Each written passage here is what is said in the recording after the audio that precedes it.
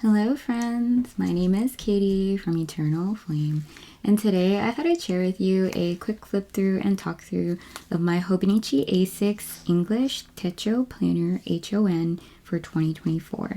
So if you're interested in checking out how I like to set up my spreads in advance of a very busy week, please stick around. Thanks everyone. Before I get right into this video, I of course wanted to take this quick moment to thank y'all so very much for taking the time to join me today. As always, if you enjoy this video, please let me know by giving it a thumbs up and making sure you're subscribed. Alrighty, so before we get right into it, I just want to share with you all that I would have hopefully by now, by the time I post this video, would have already posted a video specifically doing a flip through and I guess a slight plan with me in the spread here for February of 2024, my Hobonichi weeks. So if you're interested in checking that one out, I will link that in the card section up above. Alrighty, so we're going to set the weeks aside. This is my pre-cover and head right into, I guess, my journal diary for 2024. So I would have already, I think I already have, released a pretty in-depth flip through of these spreads here. I'm pretty sure. And so I think I last left off right here when I was preparing for February of 2024. I actually, guys, I'm pretty proud of myself, but you know, I will say that it's still the very beginning of this year and I was pretty good for the first few months in 2023 as well. So knock on wood somewhere that we keep up the good work. But I've expressed earlier about the process I like to follow, and I think it's actually easier to show you having not actually filled out those spreads. So I guess we'll flip through these later and start here. So typically I start on a Monday, just because I love Monday start. It just makes sense for me. That's how I started the, I guess, yeah, I just started this cycle this way, Monday through Sunday with my Simply Gilded stickers that I've been accumulating in their subscription packs for way too long, probably over a year. And I'll just throw down Monday through Sunday just below here. It just fits so perfectly. I leave just the very slightest gap between that left dotted line here and the right. So I'll throw that down, and then I try to figure out if I can find like a Simply Gilded kit that would match. Let's see if I have them here. That would match these stickers here. Sometimes they're the same kit, sometimes they're not. This one's one of my favorite, guys. This is the Slow Living kit. I am struggling so hard not to use them because I'm trying to save them for the spring when I get chickens on the farm. But I've obviously used some already. But you'll see that here. I love this one as well, where it's about baking, and I've been baking so much on the farm and things like that. Okay, so the easy one was the Wanderlust. You can see how much I love this kit from 23, if not 22. I basically used a ton of them. Here, this is another one of my favorites. So I use this little booklet that I picked up from them to like house all of my favorite sticker kits. So I'll just open it up, take a look if I can find anything, and then I go and break out my Sticky Club sticker kit, or sorry, sticker stash, and see if I can find anything that pairs well. And then the last thing is my Happy Planner sticker books, because I just have so many of them and you could really find ones that don't match and slap them together. Anyways, so this is the process, and then it'll take me all the way to the end of the week. So I am actually traveling, and so what I did was I wanted to prepare in advance of travel for the week that I was abroad. And so you can see here I'm leaving for France on the 11th. Oops, sorry. And so I'll be packing here on the 10th, and the 10th is actually Chinese New Year's or Lunar New Year. So happy Lunar New Year to you all. If you celebrate it, it's one of my grandmother's like favorite only holidays. Honestly, like the ones that she celebrates, they don't even really care too much about, like, I guess that's not even true. But anyways, Chinese New Year is a big deal for us, and I get really excited because of how much my grandparents enjoy the holiday. And so I'm excited for that. I have down here to give grandma a call because I won't be able to spend it with her this year because I will be going to France. So I will be in France until the following, that Friday on the 16th. And so I marked that here. I'm coming home, and this kind of gives me a nice base. And what I will do, I could do is take this with me, but I probably won't because I am traveling for work. So the likelihood I have time to actually journal while I'm abroad is probably low. So I will probably collect tickets and stubs and receipts and just like the dumbest things. One time, it was actually France. It was the first time I went to France. I took a square of toilet paper. It was so embarrassing.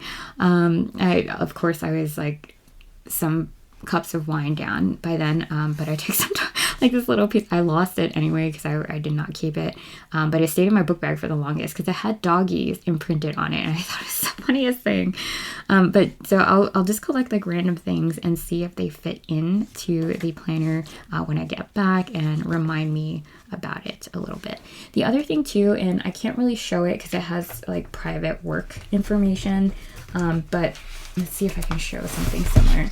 So I've showed this previously in videos, this desk planner that I picked up from TJ Maxx for like less than $10.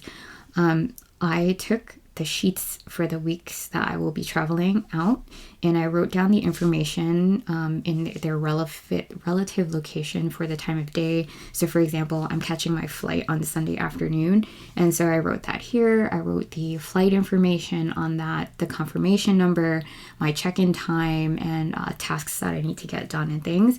And I'm planning on taking these 2 sheets with me in my folder with all of the other information, like the actual printouts of those confirmations and things with me, so that as the day progresses, I can write down that I had pizza. I'm just gonna say pizza for lunch, or I went to this restaurant and things like that. I find that really helpful especially for travel journaling on the back end, because a lot of times when you're traveling, especially for work, it gets muddled. Like I have a hard time remembering what I did each day. So that's the plan there. This is where I think having tons of stickers, like way too many stickers, is really helpful, because this took me, I would guess, like 15 minutes or less to pull together, because you really look at it, it's like 5 stickers. You know, it's not that many. And when you start running out of inspiration, that's when you kind of get into trouble. And so that leads me to the second part, which is the flip through of the very first or so week in this planner for February. And yeah, I've been really loving playing around with my Ferris wheel press fountain inks, and they just happen to match, because I have so many stickers. I feel like they just match everything, and even when they don't match, I don't know, it works. Like I threw this down and this happened to match. I was just doing a swatch for the Sherry Sonata. I love the Sherry Sonata. That is quickly becoming my favorite for this month. These are stickers from the Happy Planner Crafters sticker kit. I'll see if I can find it on Amazon and link it down below if you're interested. I've been trying really hard to do that here with some of these other ones, like the wellness kit I know I found and I've been loving. And I wasn't able to find this Christmas one. I always buy them on sale, so they're like probably multi-end season, like seasons from like 5 years ago. But I try to find it anyway for you all, because like honestly, I don't really know. Like I don't care. I don't care how old they are. Yeah, so I just put a list here of some projects that I want to work on. To be honest, I used to love to craft so much for other people, and then I started grad school 2 years ago. That is now finally over, and so I'm hoping to pick that back up again. And the first thing I want to do is to craft a bunch of handmade products for our neighbors who have been so neighborly and helpful as we transition from city life to farm life here in Maryland. So I've been watching a lot of, I guess, like motivational videos, and some of those videos were talking about thoughts and your emotions and things like that, and how to manage it and be more of a observer instead of absorbing, I guess, the things that are happening to you. So just trying to take in what I can from others and see how I can apply it in my own life to just be less reactive emotionally. And then so I journaled a little bit here about our new puppy, Brandy, loving peanut butter. They gave it to her for the first time at the vet. And to be honest, so she's a Belgian Malinois that I think I mentioned in my previous flip through. They are so high energy. If you guys just look up Belgian Malinois anywhere, you'll see these police like protection dogs trained to jump up walls, like through barriers, up barriers, and all the things. They're so energetic. And so anyways, we often use peanut butter to kind of stick them in the cracks of like these little puzzle toys, and it keeps her nice and busy and occupied. Alrighty. And then over here, I use some more of those Happy Planner stickers. I love this so much. I craft so hard, I sweat glitter. Because this is literally what I used to do. I would craft like on a weekend from morning to afternoon, and I wouldn't see my husband. He'd have to check in on me and bring me food. Like it was serious. Like I've had moments like that for work, but work is very different, right? Like that kind of makes sense. But to do that also with crafting, like my body would physically be in pain from how much crafting I was doing in the times of like, for example, sewing or sanding furniture and things.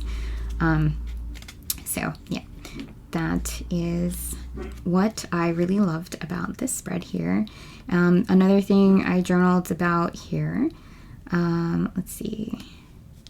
Right, so I guess it's not thrifted. I don't know what you call it. We went to an estate sale one time, and it was one of the greatest estate sales ever. First of all, everything was free.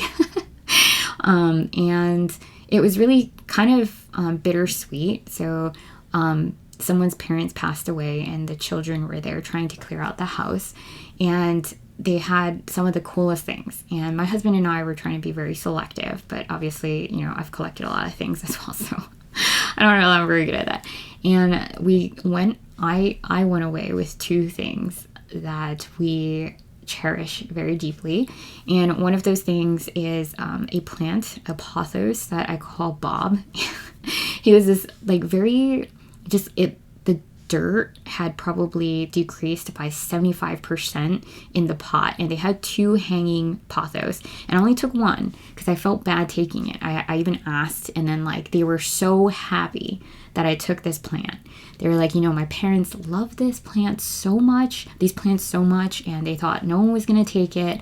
They were like, please take it. They even wrapped it for me because it was dead of winter. So I got Bob the pothos, and then I also got this beautiful set of like really old school books that taught you everything about gardening and building your own things for the garden. It had like rock gardens, vegetable gardens, like just anything and everything. It was a whole set. And yeah, we still have it, and so I journaled about that here. We recently went to a fellow farmer's house, and he had the same set but not as complete as ours, which my husband happened to comment on when we got back. And one of the key things as like a starter DIYer project was to build a birdhouse. And so that's my long way of saying that's what I journaled about here. It's a goal of mine. I always wanted a birdhouse. When we were in New York, my husband was like, no, you know, it's going to encourage the birds to poo on our like tiny patio, which I got it. And honestly, my neighbor had a ton of birdhouses, so I still got to enjoy the birds without, I guess, feeding them. But this is definitely like a wood shop project that Katie would like to start on. And just like random wild things, that's what I like to journal about here. Things that honestly, for the most part, involve my family and things. So family and husband. Alrighty, so that brings us to this last spread here, and I'll make it very quick. Once again, playing around with that Sherry Sonata that I'm absolutely loving. I actually broke for the first time my very first Ferris wheel press fountain pen. Please don't do that, guys. I was so frustrated. I was just like pulling things, yanking and twisting, and I reversed the plastic insert in the cap, and now it can't close and I can't get it out. But it's okay because I have plenty of these, as you can see here. So anyways, the Sherry Sonata is in here, and I can't cap it, but it's been fine. I actually think it's still flowing. It is not flowing. It is now dry. I lied. And but I also had it standing like this so it wouldn't spill everywhere. But anyway, so that's what I did here, and I journaled about breaking the pen, of course. And yeah, that's basically it. And this is the observe, not absorb comment that I heard somewhere on the tubes. Alrighty friends, I hope you enjoyed that just Lex talk through of my A6 English HON, HON for 2024. And like I said, if you did, please let me know by giving a thumbs up and making sure you're subscribed. And I hope to see you in the next video. Bye friends.